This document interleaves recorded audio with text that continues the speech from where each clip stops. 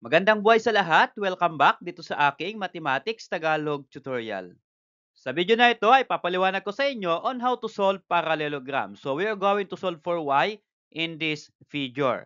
So yung ating pong figure is parallelogram PART. The measurement of angle T is y plus 10 degrees and the measurement of angle R is 2y plus 20 degrees.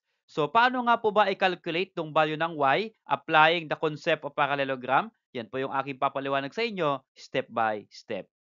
Okay, so let's start. What is the value of y in parallelogram part? So, ito po yung ating given.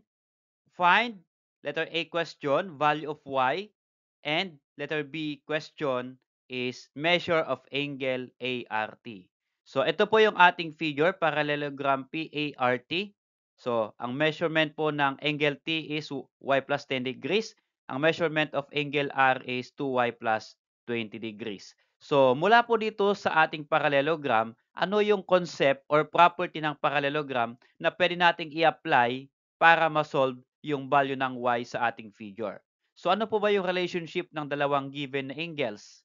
So, sila po ay consecutive angles. And the concept or the property of parallelogram about consecutive angles, two consecutive angles of a parallelogram are supplementary. So therefore, mula dito, sa property na ito, makakagawa tayo ng equation and we use that equation to solve for y. Okay?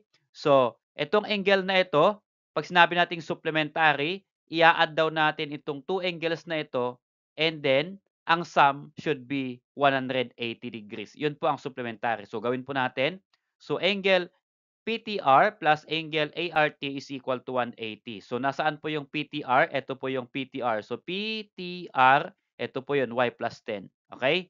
And angle ART, ito po ART, ito pong angle na ito. So, kung isa-substitute natin yung given, y plus 10, yung angle PTR plus yung art naman ay 2y plus 20 is equal to 180. So, ito po yung dalawa na ito in shortcut. Y plus 10, ito yon plus 2y plus 20, ito po yon is equal to 180. Okay. So, in this case, we are going to solve for letter A question is value of y. So, para ma-solve natin yung value ng y, dalawa po yung may variable y na terms dito, y at 2y. So, pagsamahin po natin, y plus 2y kasi pares po silang positive, y plus 2y is equal to 3y. At meron pa, positive 10 at positive 20. So, what is 10 plus 20? That is 30. So, positive 30, that is plus 30, equal to 180. So, in this case, napagsama na po natin yung dalawang y at yung dalawang constant dito, 10 and 20. So, this time, sama natin yung 30 sa 180, lipat natin sa right ng equal sign para makalculate natin yung value ng y. Okay? So, 3y is equal to 180 na nasa right. Pag nilipat natin yung plus 30, change sa sign, minus 30. Okay? Subtract natin, 180 minus 30 is 150. And then, since mayroon pong 3 dito, nakasama ng y, ang dapat nating makompute ay y, so may kasamang 3, we're going to divide 3 to both side of the equation so that we can cancel 3. Okay, again, kung ano yung kasama ng variable, yun yung i-divide natin. Okay? Since 3 yan, kaya divide by 3, divide by 3. So, matitira sa left ng equal sign ay itong y. So, y is equal to 150 divided by 3 is equal to 50. Okay, so the value of y is equal to 50. So, mula po dito sa value ng y na equal to 50 degrees, or 50 rather, makakalculate natin yung measurement of angle ART. So, ART itong angle na ito. Okay, for angle ART, ang ART po ay 2y plus 20. Ito po, ART. Ito po, 2y plus 20.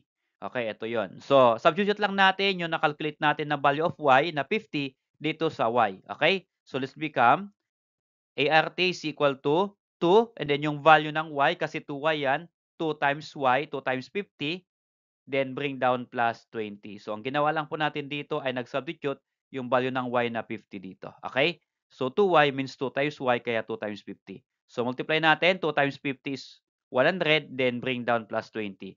And 100 plus 20 is equal to 120 degrees. So, therefore, the measurement of angle ART is 120 degrees. So dapat kapag yan ay 120 degrees, itong angle R na ito, ano dapat ang measurement ng angle T na ito? Sila ay consecutive. Dapat ang sum is 180. Dapat ito po ay 60 para if you're going to add 60 plus 120 is 180. So try po natin. Kapag ang y ay 50, dito substitute natin, y ay 50, so 50 plus 10, that is equal to 60. So ibig sabihin, tama po yung sagot natin sa value of y. Okay, for number 2 example, what is the value of y in parallelogram back? Or, ito po yung question, letter A, value of y, and letter B, measure of angle TBA. So, mula po dito sa ating parallelogram BACT, makakalculate po natin yung value of y at yung measurement ng angle. So, again, ang given po natin na angle dito ay consecutive angles. So, kapag consecutive angles, sabi natin kanina, ang sum ng two consecutive angles should be 180 degrees. Kaya i-add natin, ito po yung angle TBA, ito yon, at angle BAC, ito po yon. Okay, so i-add lang po natin yung dalawa. So 5y plus 70 or minus 70 plus yung angle BAC na y plus 10 equal to 180. So 5y minus 70, ito yon, then plus y plus 10, ito po yon. Okay, so again, pagsamahin natin yung variable y, 5y plus y is equal to 6y. And then, combine natin, negative 70 at 10, ito po ay, what is negative 70 plus 10? Ito po ay negative 60, kaya minus 60, is equal to 180. So again, y po ang kinakalculate natin, ito pong minus 60 na ito ay nasa left, ilagay po natin sa right. Okay, pag tinranspose natin, yung negative 60, magiging plus 60. Okay? So, ito lang po yung ginalaw natin. Minus 60, lipat natin sa right ng equal sign, magiging plus 60. Isama na po natin sa 180. So, what is 180 plus 60? That is equal to 240. And then, may kasamang 6 yung y. We are going to divide 6 to both side of the equation para makancel natin itong 6. So, ang matitira po dito sa left ng equal sign ay itong y. So, y is equal to 240 divided by 6 is equal to 40. Okay. So, yan po yung value ng y. Okay, for measurement of angle TBA, ang TBA po ay 5y minus 70. Nasaan po ba yung angle TBA? Ito po, TBA. So, itong angle na ito, 5y minus 70, ito po yon. So, substitute natin yung nakalculate natin na value ng y, which is 40. So, this will become TBA is equal to 5y, so 5 times y, so that is 5 times 40. Then bring down minus 70. So, multiplication first before subtraction. So, 5 times 40 is 200, then minus 70. And 200 minus 70 is equal to 130. So, yung measurement ng angle TBA is 130. Ito po yon. Ang measurement po niyan ay 130. So, ano po ang measurement dapat ng angle A na ito or BAC na ito para sila ay supplementary? So, dapat po iyan ay 50 degrees. So that 130 plus 50 is equal to 180. Pero check po natin kung tama. Ang y natin ay 40. Substitute natin dito. Y is 40. So, 40 plus 10 is equal to 50. So, tama po. Ibig sabihin, tama po yung nakalculate natin na value ng y. Okay, for number 3 example, find the value of y and the measurement of angle TBA. Okay, so the same po yung ating given na parallelogram BACT. So ang hinahanap dito ay value of y, the same. Binago ko lang po yung position ng given and the measurement of angle TBA. So the same po, ito po yung TBA.